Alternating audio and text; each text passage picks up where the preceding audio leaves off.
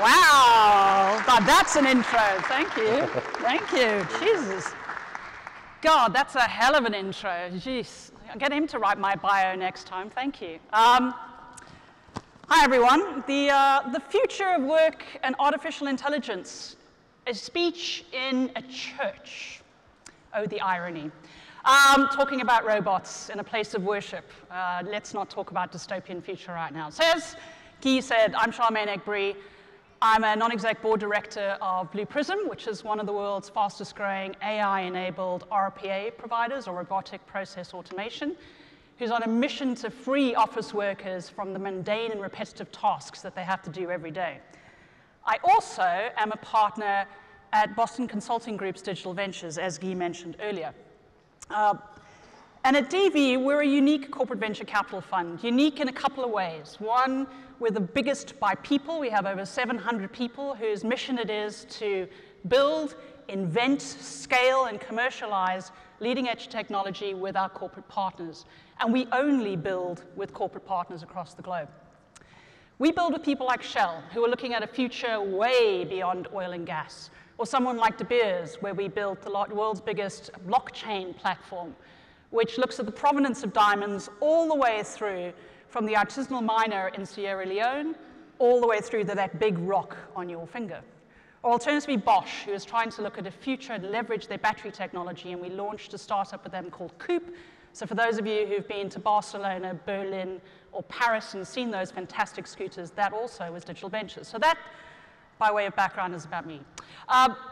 We invest a huge amount of money in artificial intelligence, and for good reason, because this is one of those tectonic plates that is absolutely redefining entire industries and totally changing the way in which we work. So, to the topic today, what impact could AI have on future jobs? Well, when I grew up, AI only existed in science fiction movies, and yes, I am aging myself, because as a kid I grew up watching Star Wars. Yes, a little bit of Star Trek, I'm sorry, but to be really, really controversial, Star Wars is cooler. And so to me, AI was basically represented by R2-D2 or C-3PO. These are my kids, Alex and Jake, on their first day at school. They're now 8 years old, and so they're of the age where they also absolutely are into Star Wars, no parental coercion at all.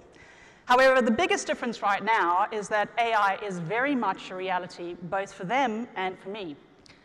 By the time my boys go to university, if they even go at all, the kind of jobs that will be available to them will look dramatically different to what we do today.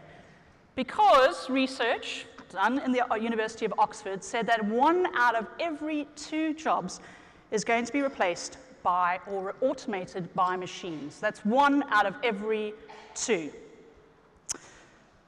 And that's already started. We all know this slide. This is Amazon. They're already leading the charge. They have 20,000 robots and more, such as the one behind me, which is automating processes in their warehouse. They use sensors, they use cameras, mapping algorithms, machine learning, every acronym I could possibly throw at this to navigate their warehouses and more. And they're only getting started, because as we well know, they're looking at drones and much, much more. AI is impacting industries across the board. We hear a lot about Amazon, we hear a lot about Google. We also need to start looking at doctors who are relying on AI for diagnosing diseases, or machines that are taking the wheel of cars, or from truck drivers, or even chefs who are deciding to make burgers via 3D printing, or alternatively are handing their ladles over to robotic line cooks. In other words, any single job that has some kind of repetition is or will ultimately be replaced by a machine. Any single job that has any kind of repetition is going to be replaced by a machine, or is currently being replaced by a machine.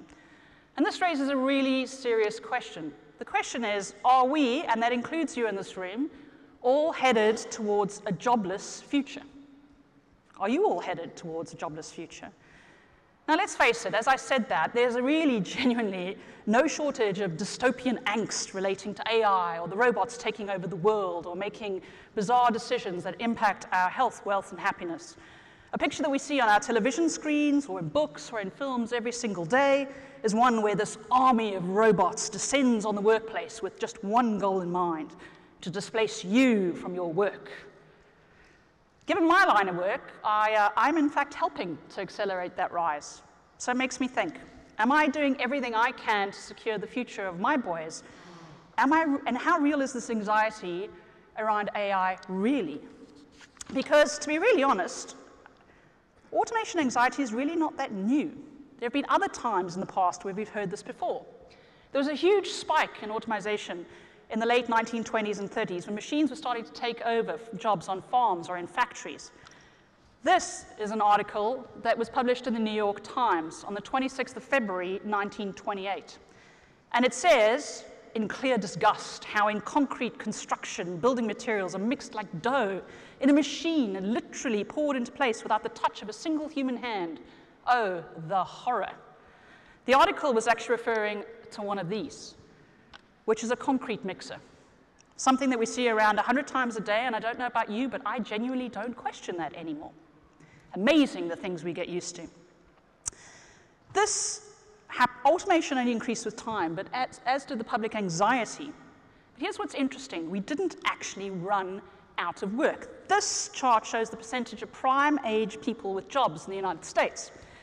Ever since women joined the workforce in very big numbers, it stayed around 80%. Isn't that interesting? Robots were taking over, automation was taking over, yet the workforce stayed around 80% outside of the recession.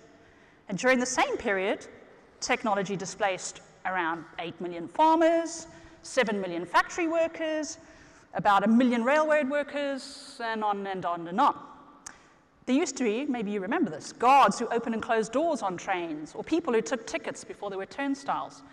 But while those really specific jobs have disappeared, the total amount of work that needs doing has actually persisted. So, for instance, the horse-drawn carriage. While that job, or any job related to that, disappeared, the invention of the car led to the requirement for automobile mechanics. The internal combustion engine found applications in mining, or airplanes and other fields. So, to take a pause, while it's really easy to kind of see the kind of jobs that are being lost, what's really hard to do right now is to visualize the kind of jobs that are going to come about because of what's going to happen next. Those jobs are going to come about in a number of very different ways. There are the direct jobs, perhaps for many of you, for the people who design and maintain technology, and sometimes whole new industries like RPA. We have a speaker from UiPath just after me to talk about exactly this topic. These whole new industries are being built on this technology. But the part that we tend to forget is the indirect efforts of labor-saving interventions or inventions. When companies can do more with less, they can expand to new countries. They can hire actually new people. They can open up new locations. They can lower prices to compete. And that in turn means that you as a consumer can buy more. So yes, automation will replace or displace some workers, but it doesn't actually affect the total number of jobs, as we saw earlier in the economy, because of offsetting effects. The critical question to ask your company or yourself is, do you choose to participate in this change? Let's look at someone who is doing that. This is DB's client, Delta. They have a clear partnership. It's a technology partnership where they use biometric data so you can get through that horrible United States screening process when you arrive.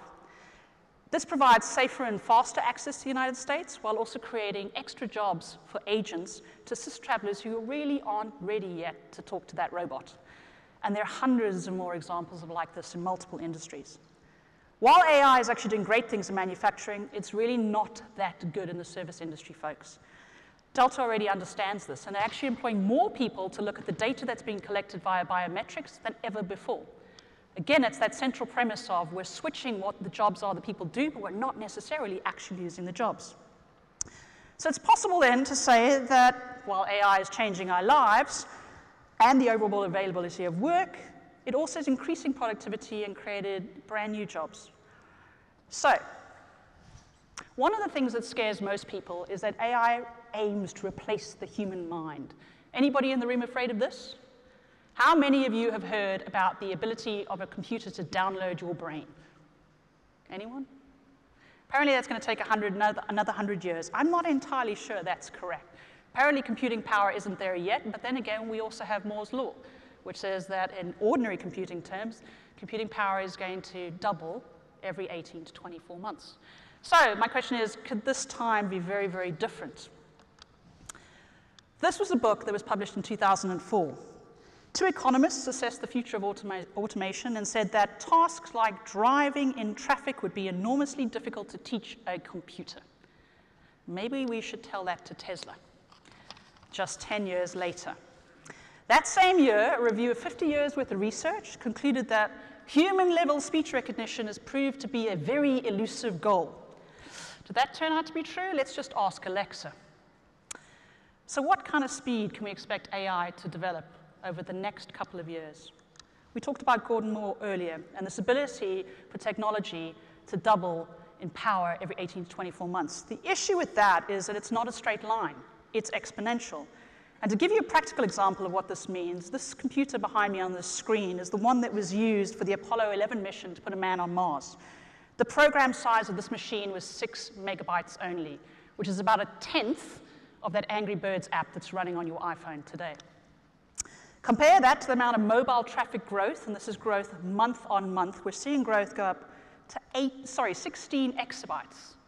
16 exabytes. To give you an idea of how powerful that is, the whole content of the Library of Congress, which is the largest library in the world, the entire printed contents of that library can be stored on 1 exabyte 100,000 times. 100,000 times. Moore's law, as we all know, relates to ordinary computing. We now have quantum computing. Still in its nascent form, yes, but coming. And to understand, imagine what conventional computing is like. Imagine reading every single book in the library, one by one. Some people have been known to do that. By comparison, quantum computing is like reading every single book in that library all at the same time. So when we think about AI and its future, we really are talking about several orders of magnitude of computing power to what we already have, and it's just getting faster.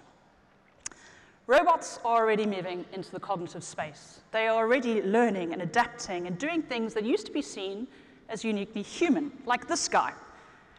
This could be your next policeman. He's faster than Usain Bolt. He lasts longer than 100 meters, and you absolutely cannot outrun him. And this robot is currently being patrolled in an Uber parking lot, and there are many, many more. Because a teacher might read, I don't know, let's say 10,000 essays a year over a 40-year career, or a cataract surgeon, which my mother now needs, might see 50,000 eyes and do 20,000 operations. Well, a machine can read millions of essays or see millions of eyes within minutes. Not 40 years, not 10 years, not 20, but within minutes. You have, and we have, absolutely no chance of competing against these machines on either frequent or high-volume tasks. I genuinely believe this. For example, Starbucks that we worked with understood this, and we created a hyper-personalization engine for them that does 500 million data points a second, understands what coffee you like before you ask for it, and will actually put your name on the cup and spell it correctly. Now ask any barista to get that right. So what does this mean for the future of work, which is the title of today? Well, the future of any single job, I believe, lies in the answer to a singular question. To what extent is your job, or any job, reducible to frequent, high-volume tasks? Ask yourself that question. To what extent is your job reducible to frequent or high-volume tasks? Because any job with some measure of repetition, in theory, is going to be replaced by a machine, or a software program, or frankly both. Because, let's be very clear, they are faster, they are cheaper, and they definitely don't do sick days. But it isn't all doom and gloom, guys. There are some things that machines can't do yet. Where machines have made very, very little progress is in novel situations where they are required not to have vast amounts of knowledge or vast volumes of knowledge, because human beings don't need that. We can make connections from small amounts of data. We can make logical conclusions, which they, frankly, can't. We can look at seemingly disparate threads to solve problems we've never even seen before. So where do we go from here in conclusion? Well, I have to just say this. I really genuinely think there is absolutely no going back. The worst thing we can possibly do is pretend that this future isn't happening right now, or even call it the future. For those of you who have an Amazon Alexa in your home of any shape or form, that future has arrived and is here now. Change is already here. So how do we jump on this train rather than feed this hysteria or dystopian anxiety that everyone seems to have around the future of work? Well, thankfully, kids are like sponges. I believe that the best thing we can do right now is educate, educate, educate, retrain, retrain, retrain. Find new jobs and train our children. Children are sponges because they tend to learn 10 times faster than the adults. This is Jake, that son of mine that you saw earlier. We have lots of robots at Digital Ventures. This one's called Martha. Martha brings coffee.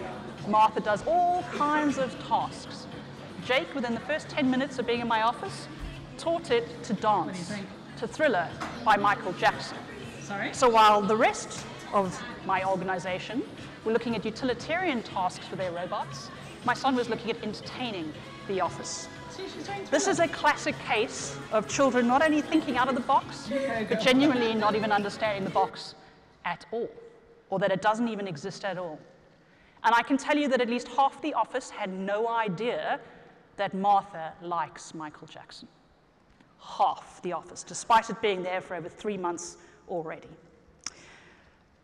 So in conclusion, some countries are really very far ahead of educating and retraining already.